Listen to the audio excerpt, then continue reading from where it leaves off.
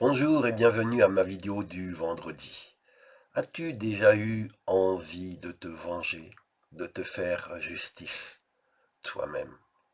Je suis sûr que oui. Et pourtant, dans l'Épître aux Romains chapitre 12 verset 19, Dieu dit: Amis très chers, ne vous vengez pas vous-même, mais laissez la colère de Dieu agir. En effet, dans les livres saints, le Seigneur dit: À moi la vengeance. C'est moi qui donnerai à chacun ce qu'il mérite. Dieu nous dit donc que nous ne devons pas nous venger nous-mêmes, que nous devons laisser cela dans les mains de Dieu. C'est à la colère de Dieu d'agir. C'est à lui qu'appartient la vengeance. C'est lui qui donnera à chacun ce qu'il mérite. Alors peut-être vous allez me demander, mais comment la colère de Dieu s'exerce-t-elle ici-bas? Comment puis-je être sûr que si je renonce à ma colère et remets les choses dans les mains de Dieu, que Dieu va faire le nécessaire? Eh bien, dans la Bible, dans l'Épître aux Romains, au chapitre 13, verset 4, nous lisons ceci. Le magistrat est serviteur de Dieu pour ton bien. Mais si tu fais le mal, crains, car ce n'est pas en vain qu'il porte l'épée, étant serviteur de Dieu pour exercer la vengeance et punir celui qui fait le mal. Voyez-vous, la Bible enseigne qu'il n'y a pas que les pasteurs, les prédicateurs qui sont des serviteurs de Dieu, mais il est dit que le magistrat, c'est-à-dire les juges, la gendarmerie, la police, tous ceux qui ont fonction de maintenir l'ordre, une autorité de justice, eh bien il est dit que le magistrat est un serviteur de Dieu pour faire respecter le bien, pour protéger ton bien, le bien des uns et des autres. Mais il est dit que si quelqu'un fait le mal, il doit être dans la crainte, parce que ce n'est pas en vain que le magistrat, que le juge, que le policier porte l'épée.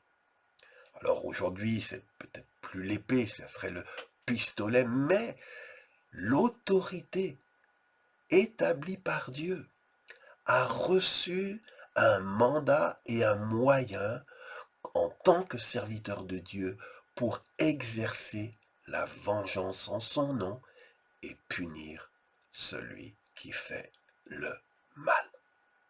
Alors, quand nous comprenons cela, nous comprenons l'importance de prier pour ces serviteurs de Dieu qui sont les autorités que Dieu a instituées sur nous. L'importance de prier pour la magistrature, pour la justice, pour la police, pour l'armée, pour qu'elles puissent accomplir fidèlement, justement, la mission que Dieu leur a assignée. Dans la première lettre à Timothée au chapitre 2, nous lisons versets 2 et 3, qu'il faut prier pour ceux qui nous gouvernent et pour toutes les autorités. Alors, dit Paul, nous pourrons mener une vie calme et tranquille en étant fidèles à Dieu et en nous conduisant bien. Mes frères, mes sœurs, nous devons prier. Si nous voulons mener une vie calme et tranquille, nous devons prier pour les serviteurs de Dieu, les autorités au service de Dieu, pour qu'elles puissent de manière efficace exercer l'épée qui leur a été confiée pour maintenir l'ordre et punir ceux qui font le mal. La mission de ces autorités est nécessaire. Aujourd'hui, des gens voudraient court-circuiter ces autorités établies par Dieu et se faire justice eux-mêmes. Mais Dieu dit non, ne vous vengez pas vous-même. Il y a des autorités à qui j'ai confié cette mission vous devez avoir recours à elle. Alors vous allez me dire peut-être, mais pourquoi punir ceux qui font le mal? Est-ce pas une forme de méchanceté? Eh bien non. Le prophète Ésaïe, on peut le lire au chapitre 26, verset 10, dit que si l'on fait grâce aux méchants, il n'apprend pas la justice. Si l'on fait grâce aux méchants, c'est-à-dire s'il n'y a pas de conséquences aux mauvais actes qu'il fait, ce méchant n'apprendra pas la justice. Donc la punition, la correction, la confrontation est un moyen que Dieu utilise pour apprendre aux méchants, aux malfaiteurs, la justice. Vous savez, peut-être vous avez eu des enfants. Si on ne corrige pas les enfants, ils vont devenir des voyous. Punir un enfant quand il fait le mal, c'est donc lui rendre service. C'est en fait un acte d'amour pour le détourner de sa mauvaise voie et l'amener dans le chemin de la droiture. Donc Dieu a ses serviteurs, c'est à eux qu'il a délégué d'exercer sa vengeance et sa colère contre le mal. Dieu nous demande de ne pas court-circuiter, mais de prier pour ses autorités. Et aussi, je voudrais terminer par là, Dieu nous demande d'obéir et de nous soumettre aux autorités légitimes qu'il a instituées.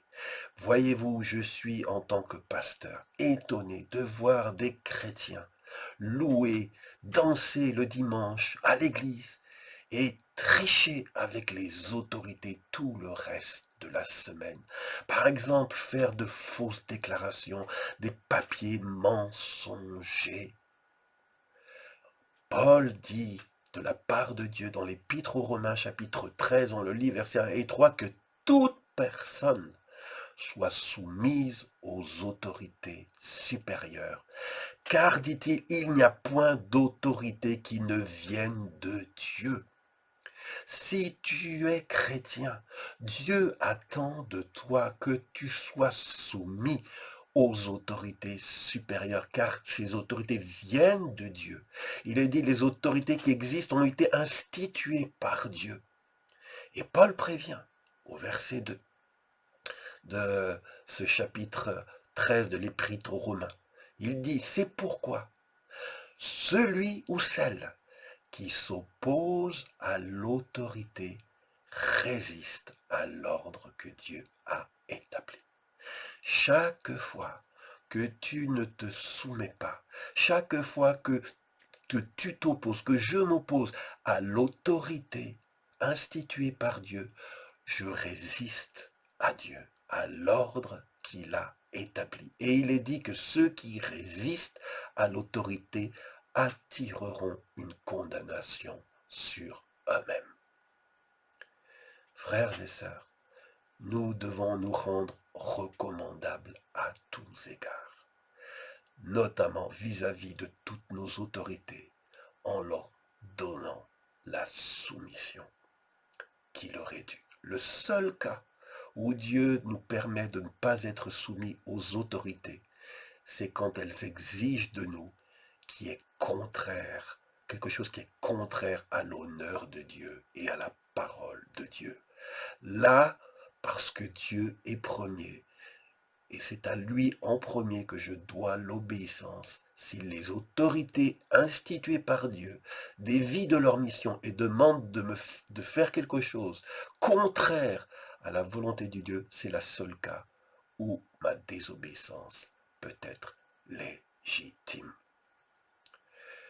Frères et sœurs qui m'écoutez, voulez-vous ne pas avoir craindre l'autorité? Eh bien, Paul dit, fais le bien et tu auras son approbation. Je voudrais vous en conjurer dans le nom de Jésus. Ne fais pas juste le bien devant l'Église quand tu es à l'Église, mais fais le bien devant les autorités que Dieu a placées là où tu vis. Et il est dit que si tu fais ce qui est bien, tu n'auras pas à redouter le magistrat, mais tu auras au contraire son approbation. As-tu entendu ce que Dieu t'a dit? Ne te venge pas. J'ai établi des serviteurs pour exercer ma vengeance. Prie pour ces serviteurs, les magistrats, et sois-leur soumis. Manifeste-leur le respect et la soumission qui leur sont dus.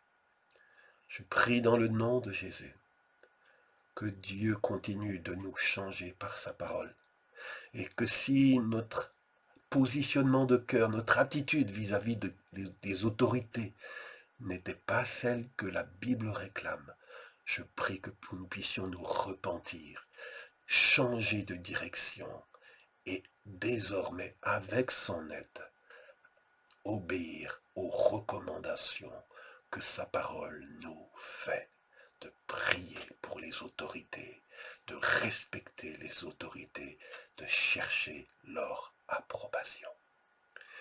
Mes frères, mes sœurs, je suis si heureux de pouvoir partager avec vous cette parole de Dieu. Serre-la dans ton cœur. En obéissant à la parole de Dieu, tu choisis la paix, tu choisis le bonheur et la sécurité. Mais si après avoir entendu la parole, tu l'oublies et ne la mets pas en pratique, elle ne te sera hélas d'aucun secours. Je prie vraiment dans le nom de Jésus que Dieu vous bénisse. Et je vous encourage à fréquenter cette page Facebook ou cette chaîne YouTube régulièrement, car je crois que la parole de Dieu ne retourne pas à lui sans avoir produit ce pourquoi il l'a envoyé. Et si vous n'êtes pas abonné encore à cette page Facebook, à cette chaîne YouTube, pensez à le faire pour qu'il sache que cette chaîne compte pour vous et que vous souhaitez être informé des prochaines publications. Mais rappelez-vous, peut-être Facebook ou YouTube ne vous préviendra pas parce que vous êtes trop nombreux à réclamer ces vidéos. Alors, c'est à toi de te connecter chaque mercredi ou chaque vendredi sur Jean-François Godbout, sur Facebook ou YouTube, et tu trouveras le nouvel vidéo que j'y ai posté. Que Dieu vous bénisse. Merci aussi pour tous vos retours, tous vos messages d'encouragement. Vous êtes nombreux à me dire que ces messages vous font du bien et j'en remercie Dieu parce que Dieu veut vous bénir. À vendredi prochain.